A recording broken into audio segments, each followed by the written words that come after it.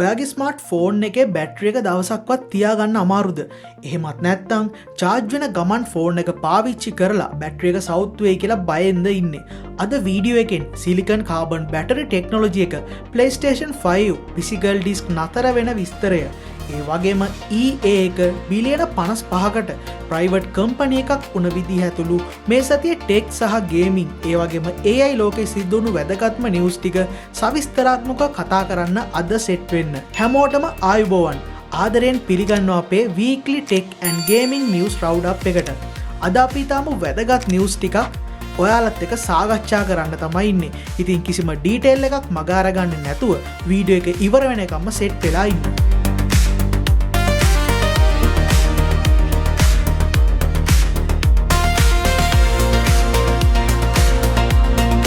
පළවෙනි නිවුස් එක විදිහට බලමු. ස්මාර්ට්ෆෝන් බැටරි ටෙක්නොලොජි එක වෙනස් කරන්න ආපු සිලිකන් කාබන් බැටරි ටෙක්නොලොජි එක ගැන. අපි දැනට අවුරුදු ගණනාවක් තිස්සේ ෆෝන් වලට පාවිච්චි කරන්නේ ලිතියම් අයන් බැටරි. මේවා වල ඇනෝඩ් එක හදලා තියෙන්නේ ග්‍රැෆයිට් වලින්. හැබැයි මේ ග්‍රැෆයිට් වෙනුවට සිලිකන් සහ කාබන් මිශ්‍ර කරලා ඇනෝඩ් එක හැදුවාම එකම ඉඩ ප්‍රමාණයක් ඇතුලේ ඊට වඩා 10-fold higher energy density එකක් ලබා ගන්න පුළුවන් වෙනවා. මේකෙන් අපිට ලැබෙන වාසි තමයි ෆෝන් එක ඝනකම වැඩි කරන්නේ නැතුව වෙනදා මිලිඇම්පියර් හවර් 5000ක් ආපු ෆෝන් එකකට මිලිඇම්පියර් පවර් 6000ක හෝ 6500ක බැටරි කැපැසිටි එකක් ලේසියෙන්ම ඇතුළත් කරන්න පුළුවන් වෙන එක. ඒ වගේම ෆෝන් බැටරි වල තිබ්බ ප්‍රධාන ප්‍රශ්නයක් වුණ චාර්ජිං වලදී පිම්බීම කියන දේ නැති කරන්න මේ කාබන් ස්ට්‍රක්චර් එක උදව් වෙනවා. Honor, OnePlus සහ Xiaomi වගේ බ්‍රෑන්ඩ්ස් වල ෆ්ලැග්ෂිප් ෆෝන් වල දැනටමත් මේ ටෙක් එක ඇවිත් තියෙනවා. ෆෝන් එක charge වෙන ගමන් යූස් කරන එකෙන් බැටරි එක නරක වෙනවා කියලා අපි හැමෝම අහලා තියෙනවා නේද? මේකේ ඇත්ත නැත්ත මොකද්ද කියන එක ගැන සවිස්තරාත්මකව අද අපි කතා කරලා බලමු. කෙටියෙන්ම කිව්වොත් ෆෝන් එක charge වෙන ගමන් පාවිච්චි කළාට බැටරි එකට කෙලින්ම හානියක් වෙන්නේ නැහැ. වර්තමානයේ ගොඩක් Android ෆෝන් වල bypass charging කියන ෆීචර් එක තියෙනවා. ඒකෙන් කරන්නේ charger එකෙන් එන current එක බැටරි එකට නොයවා කෙලින්ම ෆෝන් එකේ motherboard එකට දීලා ෆෝන් එක රන් කරන එක. ඒ නිසා බැටරි එක රත් වෙන්නේ නැහැ. හැබැයි iPhone වල තාම bypass charging නැති නිසා ඔයා charge වෙන ගමන් heavy gaming හෝ video editing කළොත් ෆෝන් එක අධික ලෙස රත් වෙන්න පුළුවන්. බැටරි ලයිෆ් එක අඩු වෙන්නේ charging නිසා නෙවෙයි. ඒ ඇති වෙන අධික රත් වීම නිසායි. ඒ නිසා සාමාන්‍ය මැසේජ් එකක් බලන එක ප්‍රශ්නයක් නැතත් ෆෝන් එක ගොඩක් රත් වෙනවා නම් charge වෙන ගමන් heavy වැඩ නොකර ඉන්න එක තමයි නුවණට හුරු. ඊළඟට ස්මාර්ට්ෆෝන් ඩිසයින් පැත්තෙන් පිස්සු හැදෙන කන්සෙප්ට් එකක් ගැන කියන්න. ටෙක්නෝ සමාගම සම්පූර්ණයෙන්ම ඩිස්ප්ලේ බෙසල් එක 0 කරපු කන්සෙප්ට් ෆෝන් එකක් iPhone 2026 ප්‍රදර්ශනයේදී එළි දක්වන්න ලෑස්ති වෙනවා. දැනට Apple සහ Samsung ලගේ ඩිස්ප්ලේ බෙසල් එක 90% screen to body ratio එක තියෙද්දි ටෙක්නෝල නවීන ස්ටැකින් ටෙක්නොලොජි එකක් පාවිච්චි කරලා ස්ක්‍රීන් එක වටේ තියෙන බෝඩ් එක 0 මයික්‍රෝන් දක්වා අඩු කරලා තියෙනවා. මේකෙන් කර්ව් ඒජස් වෙනුවට flat edge to edge screen එකක් තමයි එන්නේ. මේකෙන් ෆෝන් එක අල්ලනකොට ඇක්සිඩන්ටල් ටචස් වෙන එක නවත්තන්න විශේෂ ටච් සෙන්සිටිවිටි AI එකකුත් ඇතුළත් වෙනවා. මෙටා සමාගමේ Ray-Ban ස්මාර්ට් ග්ලාස් වල කෙනෙක් වීඩියෝ එකක් රෙකෝඩ් කරද්දී අනිත් අයට පෙන්වන කුඩා LED ලයිට් එකක් පත් වෙනව නේද? අන්න ඒ ප්‍රයිවසි ෆීචර් එක $2ක පොඩි ස්ටිකර් එකකින් බයිපාස් කරන්න පුළුවන් බව වාර්තා වෙනවා. මෙටා එකෙන් ලයිට් එක වැහුවොත් කැමරා එක බ්ලොක් වෙන සොෆ්ට්වෙයාර් අප්ඩේට් එකක් දුන්නත් මේ අලුත් ස්ටිකර්ස් වලින් කරන්නේ ලයිට් එක සම්පූර්ණයෙන්ම වහන්නේ නැතුව සෙන්සර් එකට විතරක් ලයිට් එක පෙන්වන්න ඇරලා පිටතට පෙනෙන එළිය සම්පූර්ණයෙන්ම බ්ලොක් කරන එක. මේක ලොකු ප්‍රයිවසි සහ ක්‍රීප් ත්‍රෙට් එකක් නිසා මෙටා සමාගම මේ සඳහා නීතිමය සහ සොෆ්ට්වෙයාර් මට්ටමේ අලුත් පියවර ගන්න ලෑස්ති වෙනවා. දෙවනි කැටගරි එක ගේමර්ස්ලා හැමෝටම ගොඩක් විශේෂයි. Xbox 360 games වෙනුවෙන් PC emulator එහෙම නැත්නම් native port support එකක් Microsoft සමාගම විසින් සූදානම් කරමින් සිටින බවට වාර්තා වෙලා තියෙනවා. කලින් අපිට Xbox 360 games PC එකේ play කරන්න උනේ Cydia වගේ third party emulators හරහා. හැබැයි Microsoft ලා දැන් සූදානම් වෙන්නේ backward compatibility feature එක PC ecosystem එකට කෙලින්ම ගේන්න. ඒ කියන්නේ Xbox Store එක හරහා හෝ PC Game Pass හරහා classic Xbox 360 title ඒ කියන්නේ Red Dead Redemption 1, Fable 2 වගේ ගේම්ස් ලේසියෙන්ම native විදිහට PC එකේ play කරන්න පුළුවන් වෙනවා. ඊළඟට Xbox පැත්තෙන් තවත් පොඩි නරක ආරංචියක් තියෙනවා. යුරෝප් වල සහ UK කලාපවල Xbox Series X සහ S කන්සෝල් වල මිල ගණන් ඉහළ දමන්න Microsoft කටයුතු කරලා තියෙනවා. ගෝලීය වශයෙන් වෙනස් වන ද්‍රව්‍යමය පිරිවැය සහ exchange rate නිසායි මේ මිල යාම සිදු වෙලා තියෙන්නේ. මේ වෙනස හින්දා ඉස්සරහට ලංකාවේ මාකට් එකට import කරන Xbox කන්සෝල් වල මිලත් යම් ප්‍රමාණයකින් වැඩි වෙන්න ලොකු ඉඩක් තියෙනවා. දැන් අපි බලමු Sony PlayStation 5 අරන් තියෙන හෝ ගන්න ඉන්න අයට වැදගත් වෙන නිවුස් එකක්. PS5 එක තව කොච්චර කාලයක් පවතීද? Sony එකේ සාම්ප්‍රදායික කන්සෝල් ලයිෆ් සයිකල් එක අවුරුදු 6ත් 7ත් අතර වෙනවා. PlayStation 5 එක රිලීස් වුණේ 2020 අවසානයේ. ඒ අනුව PS6 එක 2027 හෝ 28 වෙනකන් එන්නේ නැහැ. ඒ වගේම PS6 ආවට පස්සෙත් තවත් අවුරුදු 2-3ක් යනකම් Sony සමාගම PS5 එකට ගේම් ක්‍රොස් ජෙන් විදිහට ලබා දෙනවා. ඒ නිසා දැනට PS5 එකක් buy කරන්න හිතන් ඉන්න කෙනෙක්ට අවම වශයෙන් 2029 2030 වෙනකන් අලුත් ගේම්ස් කිසිම ප්‍රශ්නයක් නැතුව play කරන්න පුළුවන්. ඒ වගේම Sony සමාගම 2028 වෙනකොට PS5 physical disc නිෂ්පාදනය නවත්තන්න යන බවට කරපු ප්‍රකාශයට ලෝකයේ පුරාම ගේමර්ස් ලගෙන් ලොකු විරෝධයක් ආව නේද? හැබැයි පහුගියදා තිබුණු Sony investor call එකේදී ඔවුන්ගේ CFO ලින් ටාවෝ තහවුරු කළා කොච්චර විරෝධතා ආවත් Sony සමාගම physical disc නැවැත්වීමේ තීරණය ඉදිරියටම යන බව. ලෝකයේ පුරා ඩිජිටල් ගේමිං වලට තියෙන ඉල්ලුම වැඩිවීම මේකට හේතුව බවයි එයාලා කියන්නේ. හැබැයි 2028ට කලින් ආපු ගේම්ස් වල ඩිස්ක් දිගටම ප්‍රින්ට් වෙන බවත් ඩිජිටල් එකෝසිස්ටම් එක ඇතුලේ ෆිසිකල් කලෙක්ටර්ස්ලට සහනයක් දෙන්න ක්‍රමයක් හිතන බවත් එයා පවසලා තියෙනවා.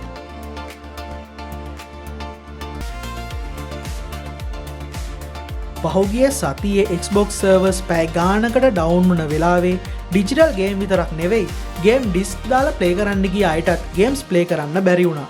මේකට ගේමර්ස්ලට ගොඩක් කේන්ති ගියා. හැබැයි Xbox එකේ ප්‍රධාන නිලධාරියෙක් වන ස්කොට් වැන් කියලා තියෙන්නේ මේක සිස්ටම් බග් එකක් කියලා. ඉන්ටර්නෙට් නැති වෙලාවට ඩිස්ක් ලයිසන් එක ලෝකල් කන්සෝල් එකෙන් චෙක් කරන්න ඕනි වුණත් එක්ස්ටර්නල් ලයිසන් එරර් එකක් හින්දා ඒක නතර වෙලා තියෙනවා. ඒ නිසා ඉදිරි සිස්ටම් අප්ඩේට් එකකින් මේක සම්පූර්ණයෙන්ම ෆික්ස් කරනවා කියලා Microsoft සමාගම තහවුරු කරලා තියෙනවා. ලෝකේ විශාලතම ගේම් පබ්ලිෂර් කෙනෙක් වන Electronic Arts එහෙම නැත්නම් EA සමාගම අවුරුදු 35ක ස්ටොක් මාකට් ගමන අවසන් කරලා ඩොලර් බිලියන 55ක දැවැන්ත මුදලකට ප්‍රයිවට් කම්පැනි එකක් බවට පත් වෙනවා. සෞදි අරාබියා PIF සහ ඉන්වෙස්ට්මන්ට් ෆර්ම්ස් එකතු වෙලා තමයි මේ බයි අවුට් එක කරේ.